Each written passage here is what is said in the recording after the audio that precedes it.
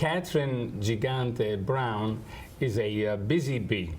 In the last 7 years, she has written 4 full novels, and we're happy to have her here today. So we will talk about that. I want to see how she does it.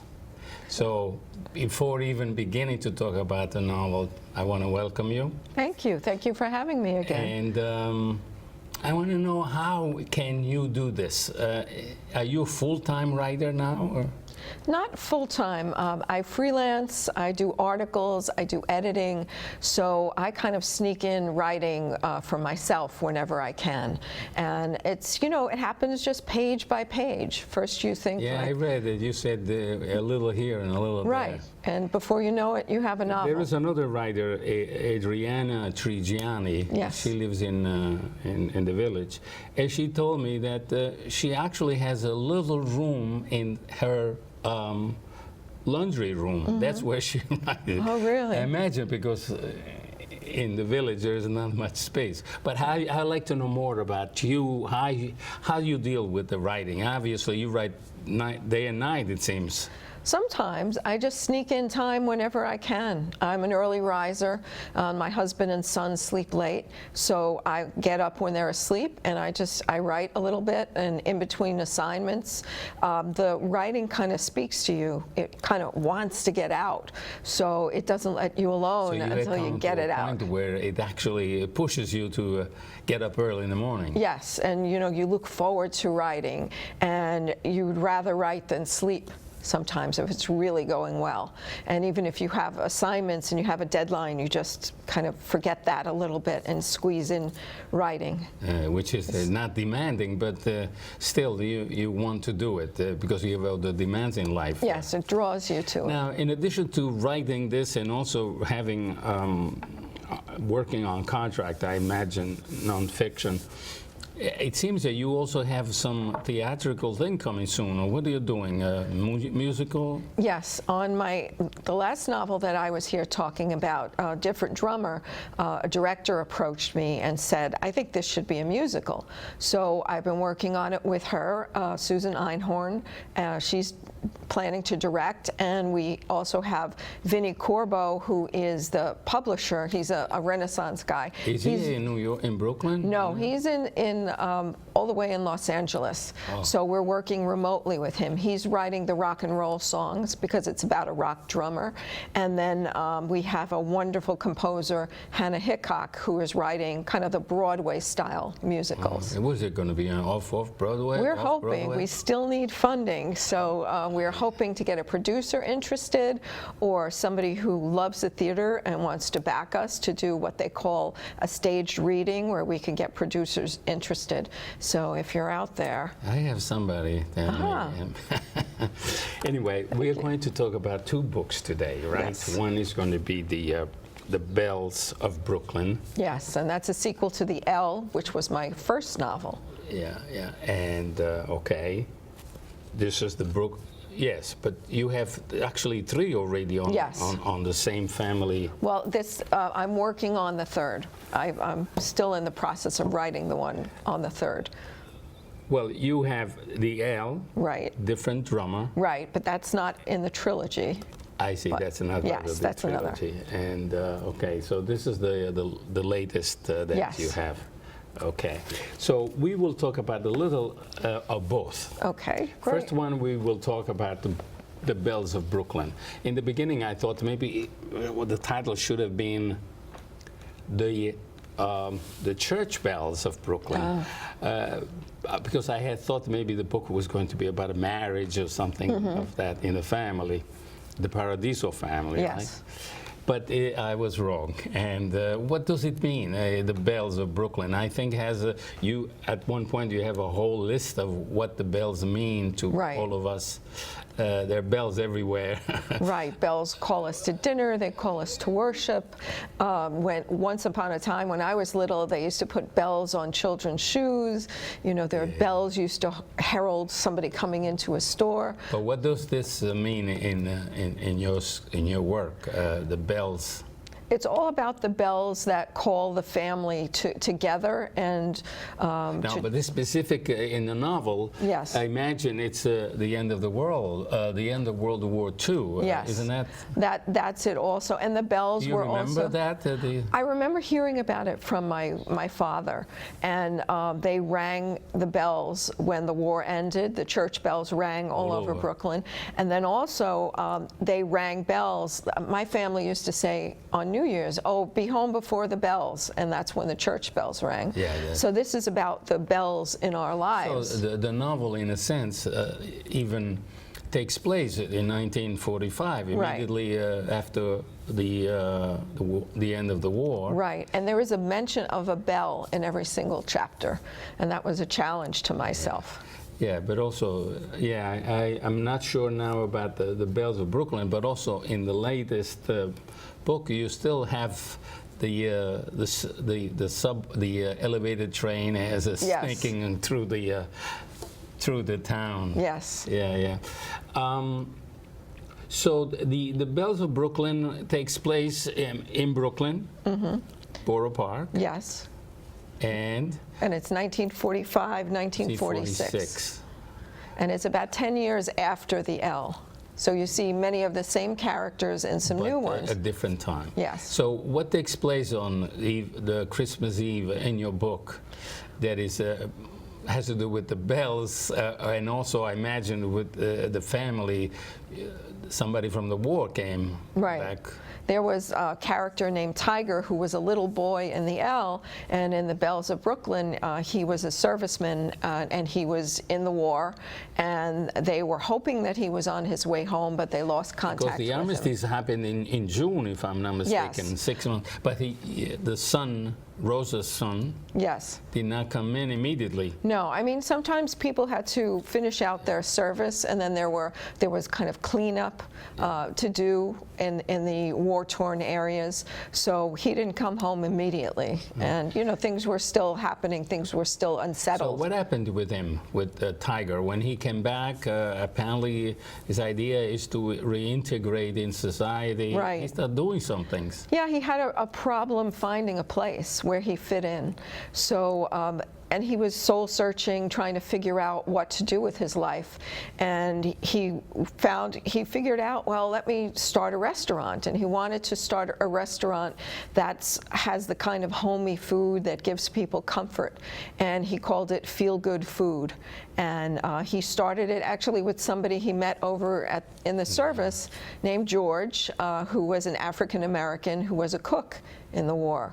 So it's a really nice story of two families coming together, of realizing their dreams. In your work, obviously, it seems that Brooklyn it lives in harmony, the way you present it, with different kind of people. You have Italians, you have the Jews, you have the Irish, the African Americans, and also in the last work you even include the Puerto Ricans. Right. So it's a whole mixture of things, and it seems that there's not conflicts among those people. And there really wasn't growing up. And in my family's dealings with people, the neighborhoods were very multi-racial. There was the Jewish people living next door to Italians, and they embraced each other's cultures. And my grandmother had friends of all different creeds. Tell me, what happens on January, December 31st, the eve of the New Year, which the hope is that the New Year will bring new hopes and new future. Right. What happened that evening, that night? I don't want to give away too much, but somebody from the family's past, kind of like a ghost, comes to haunt them, because you think everything's wonderful, Tiger's home, and everyone's happy, and then a ghost from the past comes. Is that, you would consider a ghost? Denise? You're talking about Denise? Yes. You don't want to give it away? I thought that was a very emotional story. It's half of the book, it deals with Denise. Right. But people might be a little surprised, that she's actually going to try to make contact. There's a foundling that comes into the family. The Denise into the Paradiso. question. Yes, the Denise question. So the family embraces this child who's left on their doorstep, and Denise has a connection to this child, and it's all about forgiveness and redemption. Yeah, it is. It is, especially at the very beginning, at the end. Right. Redemption, forgiveness. I thought that was a moving moment. Thank you. Yeah, yeah. And of course, then there is after the story of Denise, there is a story of Tiger. And at one point you talk about the rose, the meaning of the rose, which I thought it was cute. I didn't even know there were so many roses. I didn't either in the beginning. I knew there were a few, like red roses signified love, and friendship was yellow roses. But when I went into the research, there were roses, like so many different colors and so many different meanings. Rose was the character of the mother. But I think what Angela, one of the other characters, it says even though the rose is a beautiful meaning and symbol, basically the love of people, like what they do for you, that is actually means more than the love that the roses mean. Yes. It's only symbolic, but in reality is. Okay, let's go to the next one. Okay. This is your latest book, Better Than Sisters. Yes. I find this fascinating. The more I think about it, the more I think you fooled the reader on certain levels, which we will be talking about. It reminded me of today's fake news. So you are preparing us for fake. Well, it is not fake, basically. It's fiction. Right. In your sense, it's fiction, but it reminded me of the fake news of today. Anyway, what happens on this Better Than Sisters? Well, it's what I like to call... It's logical to think about if the author is a female, that maybe it's a female, a friend. It's what I like to call a crossover novel, because I think it appeals to young adults and it appeals to women, because the two characters are young adults. They're tweens. They're 12 years old, almost 13 when the book starts, and it follows them through their lives, and they become friends, and they say that they're better than sisters because they chose each other, whereas sisters are kind of stuck with each other. How did you come about that you switched over to something which is it's not the Paradiso family at this point? I felt like in between the Paradiso books, I like to do something different to kind of stretch my mind and to exercise it a little bit. And this book has been in my head for a long time. You know, that friend, that once-in-a-lifetime friend that everybody has, I think at least one, who taught them how to be a good friend, who taught them how to be comfortable in their own skin. And I really wanted to explore that kind of relationship. And I did. I had a lot of fun with it. And it's really touching a lot of women. And people, after reading it, say, I have to get in touch with my better than sister. You know, because many times we lose contact with each other as time goes on. I think what I found the most interesting is the coming of age, the sexual exploration, the ignorance and the innocence of the character. Right. Discovering things that are very natural, but you had to discover, maybe that was the age when you had to discover your own sexuality, your own feelings. There was no school. The girl apparently, no, the girl did go to Catholic schools, Catholic schools. And they don't teach you that. Was it really negative, the Catholic schools? I mean, everybody, including my wife, has negative feelings about them. There were some really wonderful nuns, which I describe in this book, who were just so nurturing and loving. And then there were the really mean ones who were frustrated and who would literally beat children out in the hallway. Yeah, I remember once they put me on pebbles, and I had to put my knees over and stay for 20 minutes. But the question is, and not that I'm trying to defend the nuns, because I think in the end they do a good job. A world which is afflicted by so many things, you need some kind of structure, and I think probably they are the extreme. But in the end, it turns out that they do good work. It's just that in the beginning you hate them. We all hate them, but looking back, it may not be so bad. Even one of your characters, Daisy, she turns out to be a good girl. She becomes a teacher. She becomes a good citizen. While instead, what is the name of the girl? Cece. Cece. How do you pronounce it? Cece or? Cece for Celeste. Cece. Celeste. Yeah. Celeste is the first name. Because she went into public school, in a sense, talking about profession-wise, you know, Daisy turns out to be probably better because she becomes a teacher. She has a professional. Right. Instead, Cece, I don't know what she does. Well, she became a writer, and it shows kind of the development of a writer. Okay. But yeah. But in the beginning, we don't know what she can say. She came. Obviously, we know about the writing. Talk about writing now, and I think I want to explain the idea of fake news. The story is very well written to the point where the reader goes into it and it becomes very attractive and reading.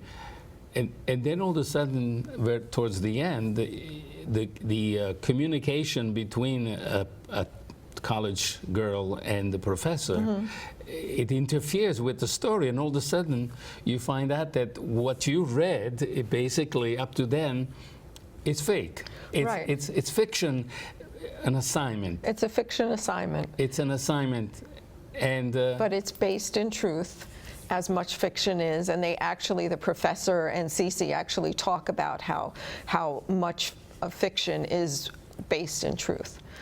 And then we find that still, actually, as a deduction, the writer, is not the girl that is writing the book. Right.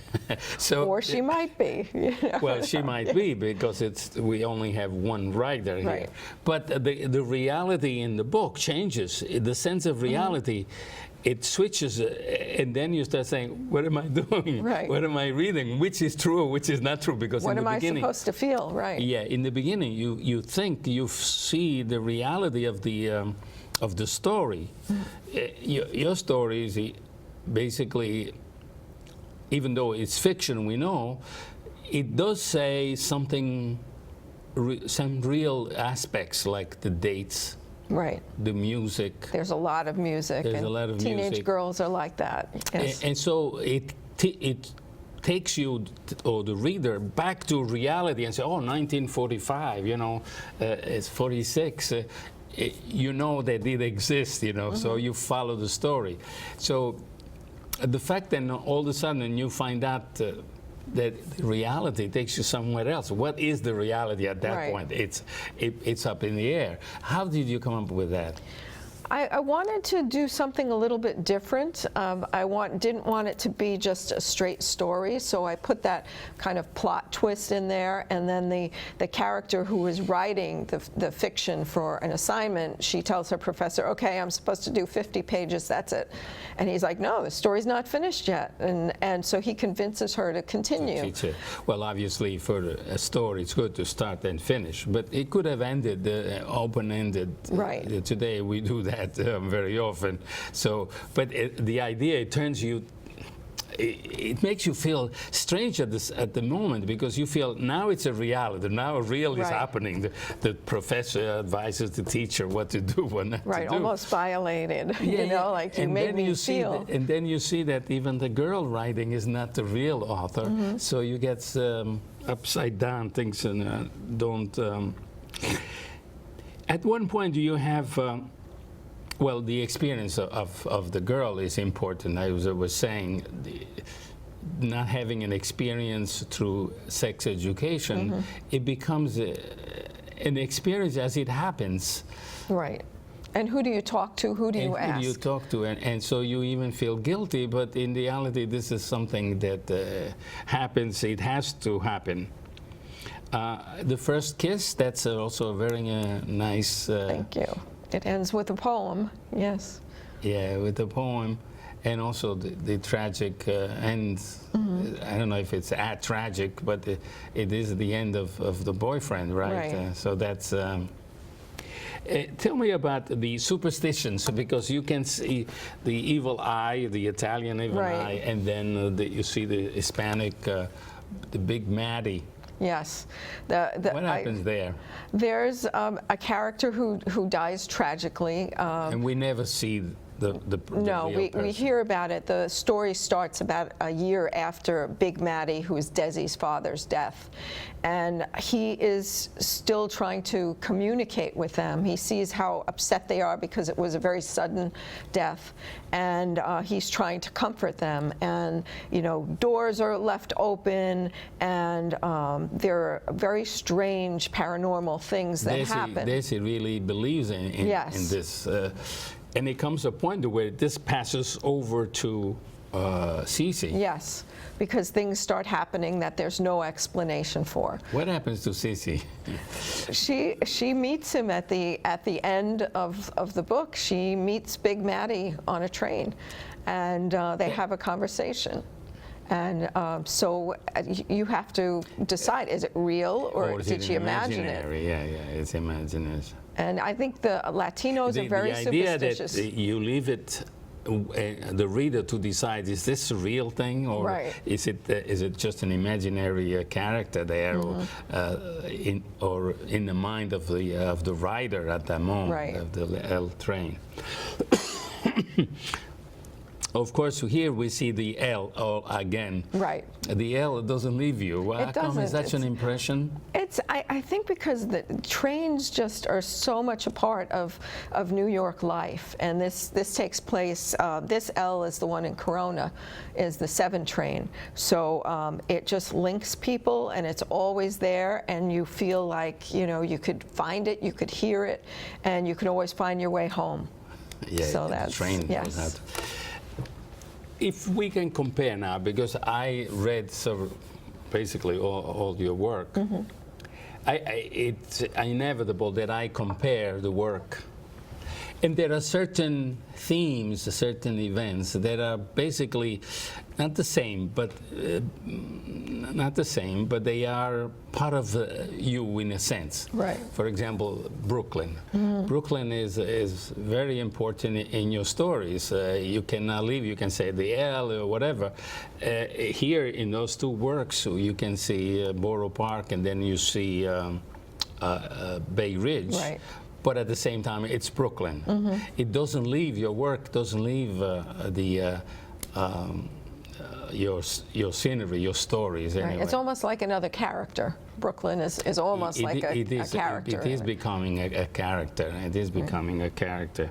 And the people, aside from the race that we spoke of before, it's still the same world. Are they working people?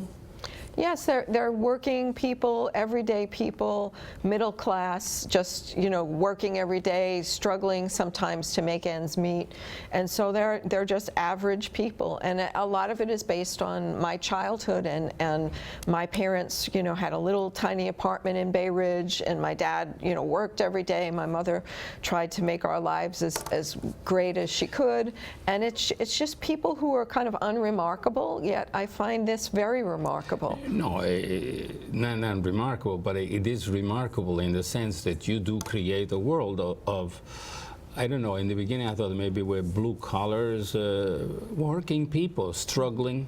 Right. And this, you find it in all your work. Yes, because I wasn't born with a silver spoon in my mouth. So you rely upon your experience, Right. obviously, and there are some people say you just write what you know. Exactly. And if there are corrections to be done, other people can even do it. But if you tell what you know, then it's a good story. It's a good story, and I think your story is quite close to the reader. It makes you believe that what is happening is. I'm glad. Thank you. Yeah, it is. It is happening.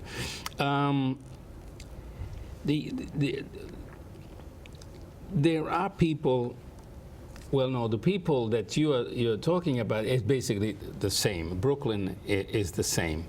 The dates call you to reality, even though you know it's fiction. This is a fiction, and so these are the things that I imagine they are always together, even though you go in a different story, different world. For example, the Paradiso family. Now you're switching to the other family. They are basically the same medium, or the same type of people. The same type of people, and this leads to the point where you enlarge a world. Your work basically doesn't go around or travels or go anywhere, but you go down into the little stories and you enlarge it, and you weave the story around one event or one character. Right, and it's about internal growth. You know, it's about the growth of the characters. They might not travel that much, although Cece does go to Florida on a crazy family trip, but they don't really travel. Their world is where they live. Yeah. In other words, the traveling, the adventure of discovering, it's not there. You discover the characters. You work hard and not hard, because of the way the work is at the end. It's believable. So therefore, you do have. Okay, what is your next work? Well, my next work, I'm working on the sequel in the Bells of Brooklyn and the L trilogy. So that is taking the Paradiso family to 1959, 1960. And it's probably going to be the last in the series, although people say they don't want to let go of the family. But I think 3 books is enough. So I'm in the middle of writing it, and so probably in another 2 years it will be out. Will that be your personality, your experience? Because if it comes to modern, began early 1900s. Right. Well, I was born in 1959, so it starts in the year I was born, and there's a character there that's kind of based on me. You're already writing? Yes, I'm about maybe halfway through, or a little more than halfway through. And it's interesting because at the ends of the Bells of Brooklyn, characters based on my parents meet. The Tiger, and he meets this woman, Teresa. She's based on my mom. So their story continues. Yeah, because Tiger in your book is not married. No. She meets somebody. Right. And that's at the very end, he meets somebody. So that's the continuation. Yes. Yes, and we say goodbye to some characters, and we say hello to new ones. To other new ones. Yes. Well, I have to tell you, we reached the end of our conversation here. It goes so fast. Yeah, it does. Very fun talking to you. It looks that we wanted to read a little, but we did not have the time to do so. Well, people will have to get the books and read themselves. Where do we buy the book? You can get them from Amazon. They're online at Amazon, Kindle, and regular trade paperbacks like you have here, or you can ask your bookstore to carry them. Many bookstores do. Or even the library. Yes, you can ask your library. And they go on the Brown or Gigante-Brown? Gigante-Brown, and they're from Velocil Publishing. And they're easy to find. Okay, thank you very much. Thank you, Vito. Thank you, and hope to see you next time when we will present another Italian-American writer.